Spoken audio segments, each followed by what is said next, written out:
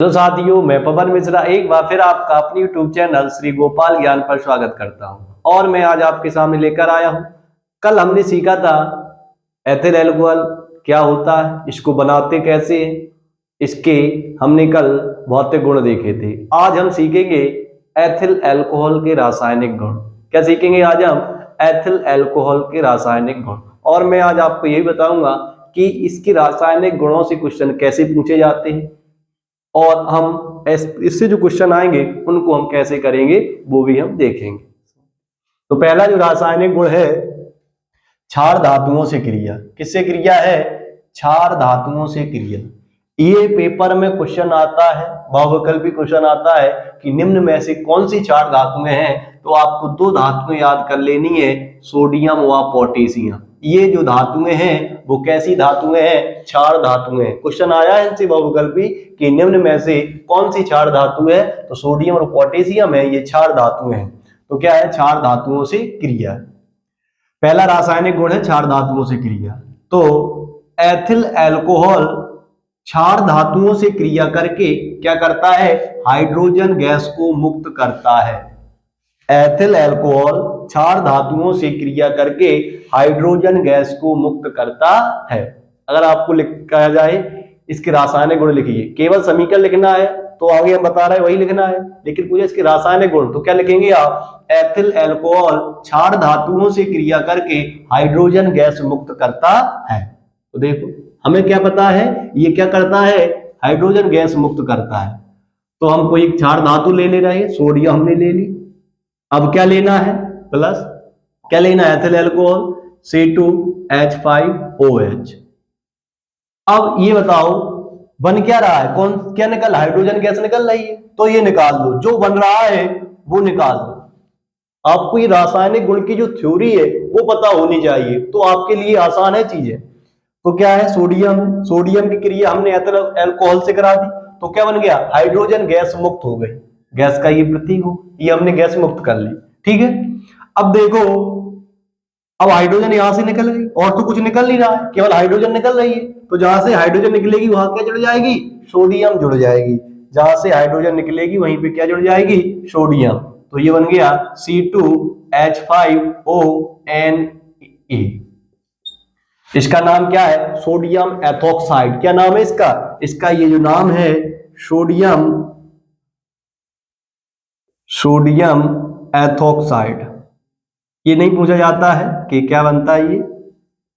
Question कहां से आएगा? अगर बहुविकल्पी क्वेश्चन आया कि एथिल अल्कोहल की क्रिया क्षार धातुओं से करती है तो कौन सी गैस निकलती है? तो हाइड्रोजन गैस निकलती है। तो ये हमने Na+C2H5OH क्रिया करा दी, तो क्या निकल रहा है? हाइड्रोजन मुक्त हो रही है। तो जो मुक्त हो रही है उसको पहले बना दो H2। अब यहां से देखो हाइड्रोजन यहाँ तो है नहीं, यहाँ हाइड्रोजन है, ये हाइड्रोजन हमने अलग कर दी। जहां से हाइड्रोजन अलग हुई है वहीं पे हमने किसको जोड़ दिया? Na को, तो बन गया सोडियम एथोक्साइड। दूसरी क्रिया एसिटिक अम्ल से क्रिया। किससे क्रिया है? एसिटिक अम्ल से क्रिया। ये जो एसिटिक अम्ल है वो कार्बनिक अम्ल है। कौन सा अम्ल है? कार्बनिक अम्ल। और कार्बनिक अम्ल जो होते हैं वो दुर्बल अम्ल होते हैं। जिनमें कार्बन उपस्थित होगा वे सभी दुर्बल अम्ल होंगे। तो देखो एथिल, अब हम क्या कर रहे हैं? एसिटिक अम्ल से क्रिया। तो एथिल अल्कोहल की क्रिया जब हम एसिटिक अम्ल से करते हैं तो क्या बनता है? एस्टर बनता है और साथ में क्या बनता है? जल बनता है। ठीक है, और ये जो क्रिया कहलाती है, ये क्रिया क्या कहलाती है? एस्टरीकरण। क्या कहलाती है? एस्टरीकरण कहलाती है। एस्टरीकरण पे टिप्पणी आती कि एस्टरीकरण क्या है? तो जब एथिल अल्कोहल की क्रिया कार्बनिक अम्ल से करते हैं तब एस्टर तथा जल बनते हैं। इस क्रिया को हम क्या कहते हैं? एस्टरीकरण क्रिया कहते हैं। देखो एथिल अल्कोहल का सूत्र क्या है? C2H5OH। एस्टिक अम्ल का सूत्र CH3COOH। ये सूत्र आपको याद होने चाहिए। अब देखो यहां पे क्या बनना है? एस्टर बनना है और जल बनना है। आपको फॉर्मूला कौन सा पता है? एस्टर का फॉर्मूला पता है कि जल का फॉर्मूला पता है? तो आपको जल का फॉर्मूला पता है, तो जिसका फॉर्मूला पता उसको पहले बना दीजिएगा। ये बन गया H2O जल। अब देखो अम्ल क्या है? अम्ल वे पदार्थ होते हैं जो हाइड्रोजन को त्यागते हैं। क्या करते हैं? हाइड्रोजन को त्यागते हैं या हाइड्रोजन आयन देते हैं, वो अम्ल कहलाते हैं। तो ये एस्टिक अम्ल है, ये क्या है? एस्टिक अम्ल। और ये एथिल अल्कोहल है। तो इससे क्या निकलेगा? इससे निकलेगा हाइड्रोजन। क्या निकलेगा? हाइड्रोजन। अगर हम जल को लिखना चाहें, जल को कैसे लिखेंगे? HOH। कैसे लिखेंगे? HOH करके लिखेंगे। तो इसमें देखो, एक OH समूह हो गया और एक क्या है? H। तो एस्टिक अम्ल से केवल क्या निकलेगा? ये H निकलेगा। अब इसमें OH और जुड़ा है तो इससे क्या निकलेगा? OH। तभी ये क्या बना लेंगे? H2O।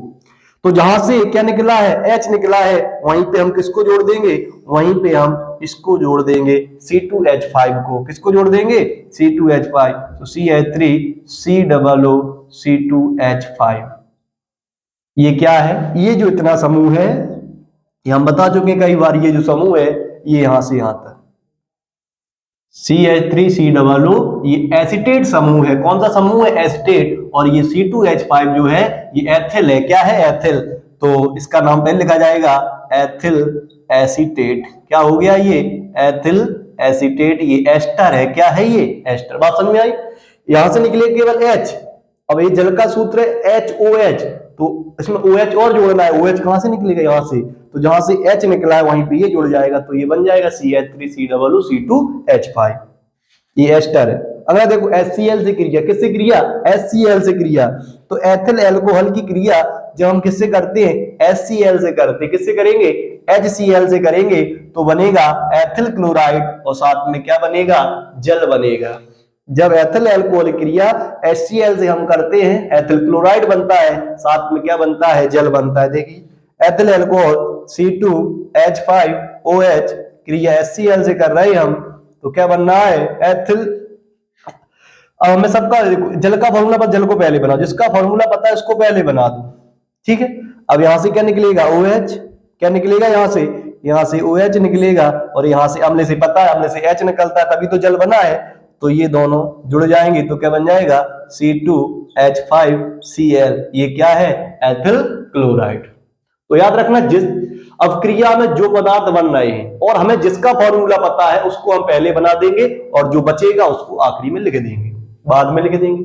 अब देखो H2SO4 से क्रिया क्या है? H2SO4 से क्रिया तो क्या है? जब एथिल एल्कोहल की क्रिया H2SO4 से करते हैं, सांद्र सल्फ्यूरिक अम्ल, यहाँ पे ये कैसा है? सांद्र सल्फ्यूरिक अम्ल है। सांद्र सल्फ्यूरिक अम्ल से लगभग 170 डिग्री सेल्सियस ताप पर गर्म करते हैं तो क्या बनता है? एथिलीन बनती है। क्या बनती है? एथिलीन बनती है। जब एथिल एल्कोहल की क्रिया सल्फ्यूरिक अम्ल से 170 डिग्री सेल्सियस ताप पर करते हैं तब क्या बनती है? एथिलीन बनती है। ये एथिलीन क्या है? गैस है। क्या बनती है? एथिलीन बनती है। तो यार ये भी क्वेश्चन पूछा गया है कि एथिल एल्कोहल से एथिलीन कैसे प्राप्त करेंगे? एथिल एल्कोहल से एथिलीन कैसे प्राप्त करेंगे? तो एथिल एल्कोहल की क्रिया हमें किससे करा देनी है? H2SO4 से करा देनी है। देखो ये जो क्रिया है 2 चरण में पूरी, कितने चरण पूरी होगी? ये क्रिया 2 चरण में पूरी होगी। देखेंगे तो C2H5OH प्लस H2SO4। अगर इस H2SO4 को हम लिखना चाहें तो कैसे लिखेंगे? देखो यहाँ H2SO4 को अगर हम लिखना चाहें तो H2SO4 को हम लिखेंगे HSO4। कैसे लिखेंगे? HSO4। H2O को हम ऐसे लिख सकते हैं, यहाँ पे एक ये समूह हो गया और एक हाइड्रोजन आयन है ये, ठीक है। तो देखो क्या होगा, तो H2SO4 को हम कैसे लिख रहे हैं? इस प्रकार से लिख सकते हैं। तो क्या बन जाएगा? पहले बना दे रहा है, देखो यहां से निकलेगा OH, यहां से निकलेगा एक H। अगर इसको ऐसा लिखना चाहे HSO4 तो ये क्या बन जाएगा? जल बन जाएगा। क्या बन जाएगा? जल बन जाएगा। और क्या होगा? यहां से जो ये जुड़ा है इसको हम HSO4 को यहां जोड़ देंगे। किसको जोड़ देंगे? HSO4 को यहां जोड़ देंगे। C2H5HSO4 ये जुड़ गया। अब ये जो ये लगभग 100 डिग्री सेल्सियस कितने पर होगी? ये 100 डिग्री सेल्सियस पर होगी। अब ये जो बना है C2H5HSO4 क्या बना है? C2H5HSO4 बना है। इसको हम क्या करेंगे? 160 से 170 डिग्री सेल्सियस पर हम इसको गर्म करेंगे तो क्या बन जाएगा? अब यहाँ पे हमें एथिलीन प्राप्त हो जाएगा। क्या प्राप्त हो जाएगा? एथिलीन। और साथ में ये जिससे हम क्रिया करते हैं वही पुनः बन जाता है H2SO4 क्या बन जाता है, H2SO4 बन जाता है। तो क्या करेंगे, पहले चरण में इसकी हम क्रिया कराएंगे H2SO4 से, तो अम्ल क्या, अम्ल वे पदार्थ हो जिनसे हाइड्रोजन मुक्त होती है, हाइड्रोजन आयन निकलता है, तो यहाँ से हाइड्रोजन निकल जाएगा एक, और यहाँ से OH निकल जाएगा, तो क्या बन जाएगा H2O, क्या बन जाएगा H2O। तो जहां से OH निकला है वहीं पे हम किसको जोड़ देंगे, HSO4 को, तो बन गया C2H5HSO4। ये जो HSO4 है ये बाई सल्फेट है, क्या है, बाई सल्फेट या हाइड्रोजन सल्फेट, तो एथिल बाई सल्फेट या एथिल हाइड्रोजन सल्फेट। ये जो बना है इसको हम पुनः 160 से 170 डिग्री सेल्सियस पर गर्म करते हैं, तो क्या बन जाती है, एथिलीन। ये क्या है, एथिलीन है, क्या है ये, एथिलीन। अब एथिलीन बन गई C2H4, ये एथिलीन का सूत्र होता है। अब यहां से एक H बचा ही है, तो एक H इसमें जुड़ जाएगा, क्या बन जाएगा, सल्फ्यूरिक एसिड। और देखो अगली रिएक्शन, ये इंपॉर्टेंट रिएक्शन है पेपर के लिए, और ये हो जाएगा एथिल अल्कोहल से एथिलीन हम कैसे बनाएंगे, ठीक है। ये दोनों, ये क्वेश्चन बहुत ही ज्यादा इंपॉर्टेंट है। और देखो तप्त तांबे से क्रिया, किससे क्रिया, तप्त मतलब जलते हुए तांबे से क्रिया की बात की गई है, या गर्म तांबे से बात की गई है। तो जब हम एथिल अल्कोहल की वाष्प, इसको हम क्या वाष्प लेंगे, क्या लेंगे, वाष्प। यहां पर हम क्या लेंगे, एथिल अल्कोहल की वाष्प लेंगे। तो जब एथिल अल्कोहल की वाष्प को हम क्या करते हैं, कॉपर पर प्रवाहित करते हैं, किस पर प्रवाहित करते हैं, कॉपर पर प्रवाहित करते हैं, तो क्या बनता है, एसेटल्डिहाइड बनता है, साथ में हाइड्रोजन गैस निकलती है। जब एथिल अल्कोहल की वाष्प को तप्त कॉपर के ऊपर प्रवाहित किया जाता है, तब क्या बनता है, एसेटल्डिहाइड बनता है, साथ में हाइड्रोजन गैस निकलती है। ये भी क्वेश्चन आया है कि एथिल अल्कोहल से एसेटल्डिहाइड कैसे प्राप्त करेंगे, तो कैसे प्राप्त करेंगे, जब एथिल अल्कोहल की पर जो हम एथिल अल्कोहल की वाष्प है उसको किस पर प्रवाहित करेंगे, कॉपर पर प्रवाहित करेंगे, तभी एसेटल्डिहाइड बनेगा। तो देखो C2H5OH क्या प्रवाहित करनी है हमें, इस ये वाष्प है एथिल अल्कोहल की, इसको कॉपर के ऊपर प्रवाहित करना है, तो क्या बनेगा, एसिटल्डिहाइड CH3CHO, और साथ में कौन सी गैस निकल रही है, हाइड्रोजन गैस निकल रही है। अब ये हेलोफॉर्म अपक्रिया, हेलोफॉर्म अपक्रिया हेलोजन परिवार के तत्व है, ये 12th का टॉपिक होता है, हेलोजन परिवार के तत्व, नाइट्रोजन परिवार के तत्व, ऑक्सीजन परिवार के तत्व। हेलोजन क्या होते हैं, क्लोरीन, फ्लोरीन, आयोडीन, ये क्या हेलोजन होती हैं, जो अधिक विद्युत, जिनकी जो विद्युत ऋणात्मकता होती है वो बहुत ज्यादा होती है। ये पिछले चैप्टर में है, आगे जो चैप्टर उसमें है, लेकिन वो चैप्टर हट चुका है तो ये नहीं है। अब हेलोफॉर्म अपक्रिया, क्या है हेलोफॉर्म अपक्रिया, तो जब एथिल अल्कोहल की क्रिया, ये जो क्लोरीन है वो हेलोफॉर्म परिवार का तत्व है, क्या है, ये हेलोफॉर्म तत्व है, ठीक है।